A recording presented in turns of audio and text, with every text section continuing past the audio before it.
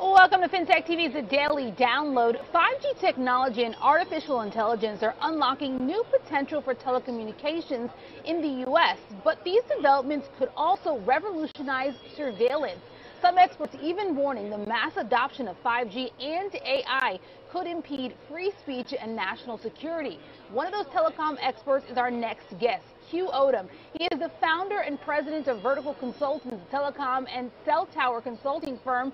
Hugh, welcome to the show this morning. An interesting take that you have right now around this revolutionary kind of technology, obviously AI, and what we're seeing with 5G. You say that governments could potentially use 5G technology for censorship. Can you break down what you mean by that and how exactly this technology could be used to that end? Sure. Well, the big thing that came back a few years ago, back in 2018, under the Trump administration, was the nationalization of 5G. That basically means they take over the wireless highways, let's say, that provide 5G service to everybody in the United States. And that was kind of debunked and put to the side. But that discussion has been raised again by certain outside advisors of the Biden administration, mostly because the United States is falling behind China and other Asian countries in the rollout of 5G. We're just behind. That's the easiest way to say it. And so they're looking at it as a way to get nationalization. Now, do I believe that's going to happen? Most likely not, but it's something in discussions. And by doing that, they can throttle what is being delivered to Americans all throughout the United States, because 5G is the delivery system for information and applications. Yeah. And if you cannot get it delivered to you, or you're censored with regards to what gets delivered to you, that is just as bad as somebody saying to Twitter or Facebook, don't publish this article, suppress this information, etc. So touch on a little bit more the layer of AI on top of the 5G rollout that we've already seen.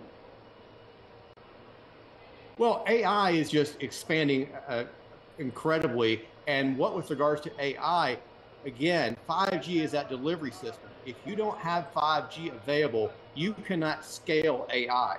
They're starting already, and certain companies are being able to, on a very limited basis, provide AI services via mobile application on a very limited basis, as I just mentioned. But AI, to be massive across the world, has to have a delivery system.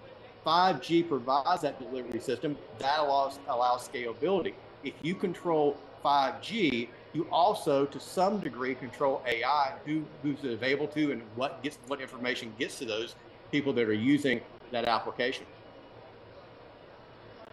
So I wonder if you're saying in part here, obviously 5G being the delivery system, but AI, will it be used or instructed in more mass capacity to censor people by prompts via, if you're talking about X, Y, or Z, remove that off the internet, and that's obviously AI able to do that faster than an individual human being, and certainly at a more accelerated rate with the rollout of 5G. Is that kind of what you're saying here? Yes, because if you just take the test model of what's happening in China, they can basically suppress what is being delivered through applications to their citizens. And the same thing can occur if you control the 5G networks. Again, that is the method by which any application, any information gets to a mass amount of people. If you control what gets, the delivery of what gets to certain people in certain areas, or what you determine as being positive or negative toward an administration or thought process, then you can control that method. And AI is the next method to get information and application to people around the world. Now, you've touched on a little bit already the ways that 5G is already being implemented right now. I wonder, let's take the flip side of this argument. What are some of the potential benefits of 5G, and why is it being rolled out right now?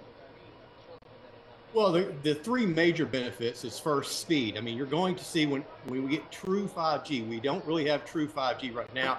You're going to see speeds up to 100 times faster than 4G. That provides us a huge amount of advantages, both from a consumer perspective and a business perspective.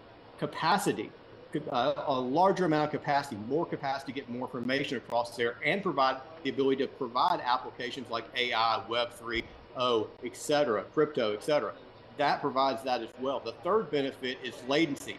And that means the interaction is so much faster. That provides autonomous vehicles and other methods by which you can have a quicker processing of information and application. So it is going to be a great advantage as we build this 5G network across the world, but it has to get built, and that's where we're still lagging behind. All right, so considering this now all in totality, we know the benefits. We obviously, you pointed some of those out. There are very valid concerns here. Is there a way then, in your view, to utilize this technology or to implement this technology in a way that protects First Amendment rights while maximizing some of those benefits you just talked about a moment ago? Well, I think the model that looks the most promising is much like crypto, is that you have a decentralized method of 5G services.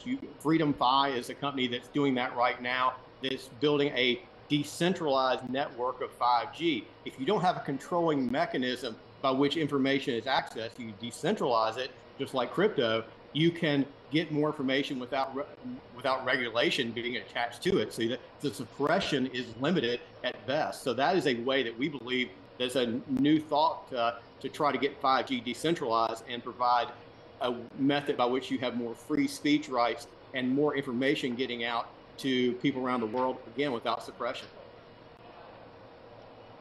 Really quickly before I let you go, what do you think is the probability of that mass kind of decentralization of 5G?